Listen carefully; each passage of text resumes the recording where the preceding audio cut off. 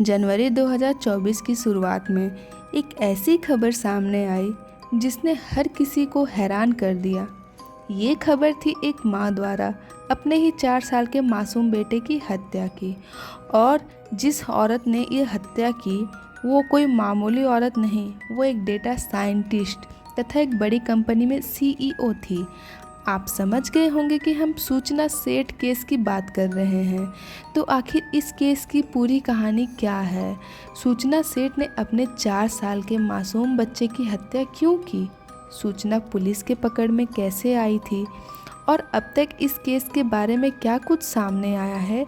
चलिए सब जानते हैं इस वीडियो के द्वारा।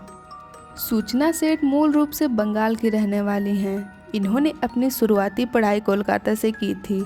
आगे चल के इन्होंने आर्टिफिशियल इंटेलिजेंस और कंप्यूटर के क्षेत्र में अपना करियर बनाने का फैसला किया। ये पेशे से एक एआई एथिक एक्सपर्ट और डेटा साइंटिस्ट हैं।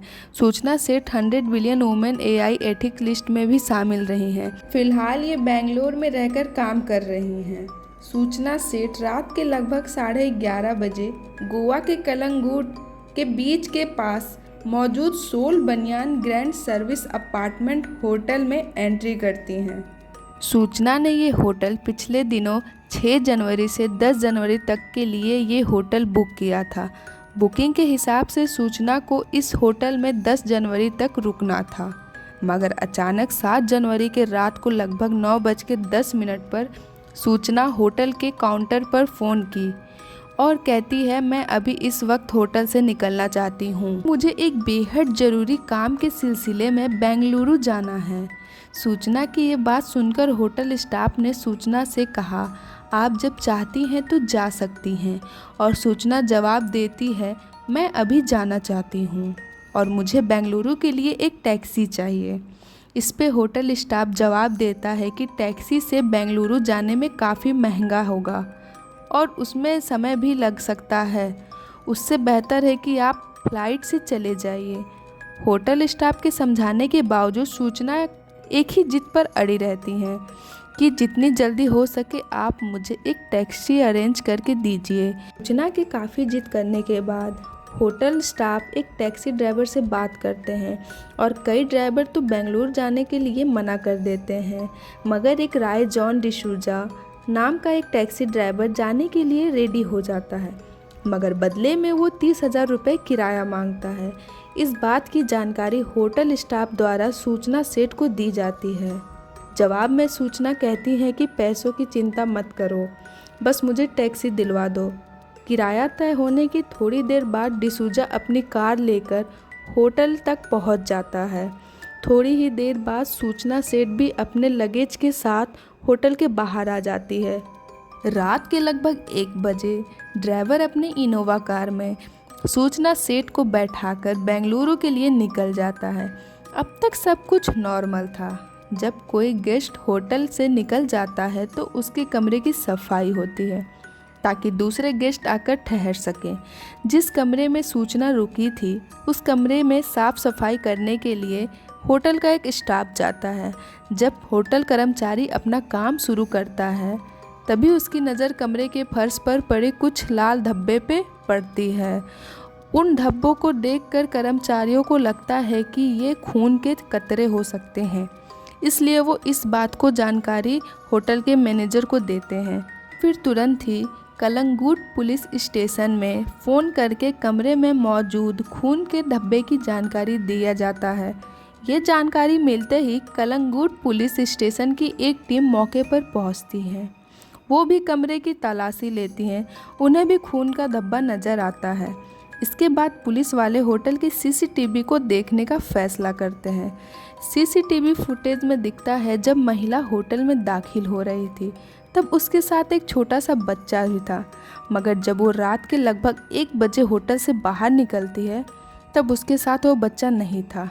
इतना देखने के बाद पुलिस वाले तुरंत सूचना सेठ के मोबाइल पर कॉल करते हैं, लेकिन उसका नंबर बंद आता है। इसके बाद पुलिस अधिकारी होटल से उस ड्राइवर का नंबर लेते हैं जो ड्राइवर सूचना सेठ को अपनी कार से बेंगलुरु लेकर जा रहा था।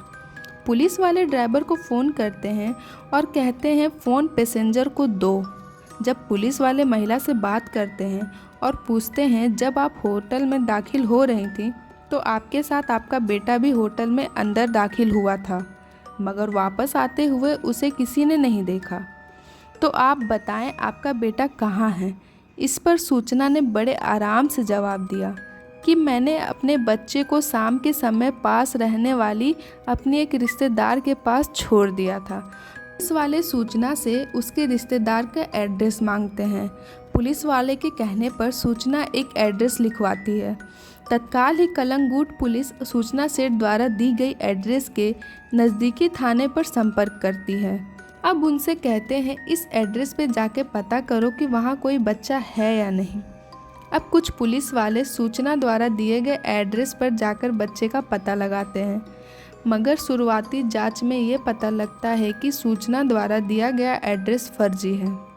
इस बात को जानने के बाद तुरंत पुलिस वाले को लगता है कि दाल में कुछ काला है और एक बार फिर पुलिस उस कार ड्राइवर को कॉल करते हैं और उससे कहते हैं तुम जितनी जल्दी हो सके कार को लेकर नज़दीकी थाने चले जाओ।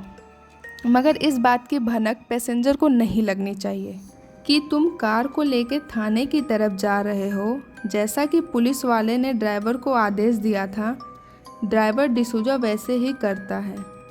थोड़ी देर चलने के बाद ड्राइवर सूचना से कहता है कि आगे बहुत ज़्यादा जाम लगा हुआ है और अगर हम इस रास्ते से गए तो वक्त ज़्यादा लगेगा, इसलिए मैं आपको दूसरे रास्ते से लेकर चलता हूँ। इसी बहाने ड्राइवर चुपचाप कार को लेकर कर्नाटक के चित्रदुर्गा इलाके के एमांगला पुलिस स्टेशन में खड़ा कर देता है। फिर ड्राइवर कार से उतरकर पुलिस स्टेशन के अंदर जाता है और एमांगला पुलिस स्टेशन के अधिकारियों की बात गोवा पुलिस के अधिकारियों से करवाता है।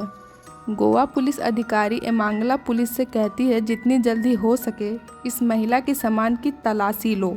पुलिस वाले सूचना सेठ के सामान की तलाशी लेना शुरू करते हैं तो उनके पैरों के तले जमीन खिसक जाती है। पुलिस वाले के कहने पर सूचना अपना बड़ा सा बैग खोलती है तो पहले उसमें कुछ कपड़े दिखाई पड़ते हैं। उसके नीचे बच्चे का खिलौना नज़र आता है। ये खिलौने सूचना के बेटे का ही था। जब सभी सामने हटाया गया तो बैग में सबसे नीचे 4 साल के बच्चे का शव मिलता है। जब पुलिस वाले कहते हैं ये बच्चा कौन है, इसकी हत्या किसने की, तो सूचना जवाब देती है ये मेरा बेटा है और इसे किसी ने मारा है, मैं नहीं जानती। तुरंत ही इस बात की जानकारी गोवा पुलिस को भी दे दी जाती है और फिर सूचना को कर्नाटक में ही गिरफ्तार कर लिया जाता है। कर्नाटक में सूचना की गिरफ्तारी के बाद गोवा पुलिस की एक टीम कर्नाटक आ जाती है और वहाँ कर्नाटक पुलिस सूचना सेठ को अपने हिरासत में ले लेती है। फिर आगे उसे कोर्ट में पेश किया जाता है, जहाँ से उसे पुलिस रिमांड में भेज दिया जाता है। पुलिस के सामने सबसे बड़ी चुनौती इस बात का पता लगाना था कि इस हत्या का मोटिव क्या था। इसलिए सूचना सेठ से पूछताछ शुरू करते हैं। शुरुआती पूछताछ में सूचना कहती है मुझे नहीं पता मेरे बेटे की हत्या किसने की, क्योंकि मैं जब सोने गई थी तो मेरा बेटा जिंदा था और जब मैं जागी मेरा बेटा मर चुका था। इसलिए मैं इसे इस बैग में लेकर जा रही थी ताकि मैं इसके साथ हमेशा रह सकूं। आपको जानकर हैरानी होगी कि पुलिस वाले 10 दिन लगातार सूचना सेठ से पूछताछ करते रहे, मगर सूचना लगातार एक ही बात की रट लगाई रहती है कि उसे नहीं पता कि उसके बेटे की हत्या किसने की है। वो खुद को बेकसूर बताती रहती है। भले ही सूचना खुद को बेकसूर बता रही थी, मगर जब बच्चे का पोस्टमार्टम किया गया तो बताया जाता है कि पोस्टमार्टम के 36 घंटे पहले बच्चे की हत्या तकिए से दबाकर या फिर गला घोंटकर की गई है। मतलब कि जिस समय बच्चे की हत्या की गई उस समय बच्चा अपनी मां सूचना सेठ के पास ही था। जब कई दिनों की मेहनत के बाद सूचना कोई भी जानकारी नहीं देती है तो आगे की जानकारी पुलिस वाले कुछ जाने माने साइकोलॉजिस्ट और साइकियाट्रिस्ट की मदद भी लेते हैं ताकि सूचना से सटीक और सही जानकारी निकलवाई जा सके, मगर उन लोगों की भी मेहनत बेकार चली जाती है। हालांकि उस बीच पुलिस को उस कमरे से कई ऐसे सबूत मिलते हैं जिससे इस बात को बल मिलता है कि बच्चे की हत्या उस कमरे में ही की गई थी। पुलिस की जांच में ये भी सामने आया कि सूचना के अलावा उस कमरे में किसी ने भी एंट्री नहीं की। ऐसे में सूचना सेठ का ये कहना किसी दूसरे ने बेटे की हत्या कर दी बेईमानी नजर आती है। पुलिस के सामने सूचना अपनी जबान नहीं खोलती है तो आगे की जानकारी के लिए पुलिस वाले ने सूचना के पति को भी शामिल किया जाता है और दोनों पति पत्नी से आमने सामने बैठाकर पूछताछ की जाती है। हालांकि इससे ज़्यादा कुछ हासिल नहीं होता है। जांच आगे बढ़ते समय पुलिस वाले सूचना सेठ और उसके पति की कुंडली खंगालना शुरू करते हैं। जांच में पता चलता है कि सूचना का पति केरल का रहने वाला था। इन दोनों की मुलाकात जॉब के दिनों में होती है और फिर ये दोनों एक दूसरे को पसंद करने लगते हैं और 2010 में ये दोनों शादी कर लेते हैं। शादी के कई सालों बाद इनके घर में बेटे का जन्म होता है, लेकिन बेटे के जन्म के बाद दोनों के रिश्तों में दूरियां बढ़ने लग जाती हैं। धीरे धीरे हालात इतनी बदतर हो जाती है कि 2023 में डिवोर्स के लिए फैमिली कोर्ट में आवेदन कर देते हैं, लेकिन दोनों के डिवोर्स का मामला बेटे की कस्टडी को लेकर अटका हुआ था। सूचना सेठ चाह रही थी कि बेटा उनके पास रहे, वेंकट रमन चाह रहे थे कि बेटे की कस्टडी उनको मिले। इस बात को लेकर कोर्ट में लंबे समय से सुनवाई चल रही थी। सूचना रमन से इतना ज़्यादा नफरत करने लगी थी कि वो बेटे को अपने बाप से मिलने भी नहीं देती थी। इस बात को लेकर रमन कोर्ट में जाता है और कोर्ट से ये फैसला मिलता है कि हर संडे रमन को अपने बेटे से मिलने दिया जाए।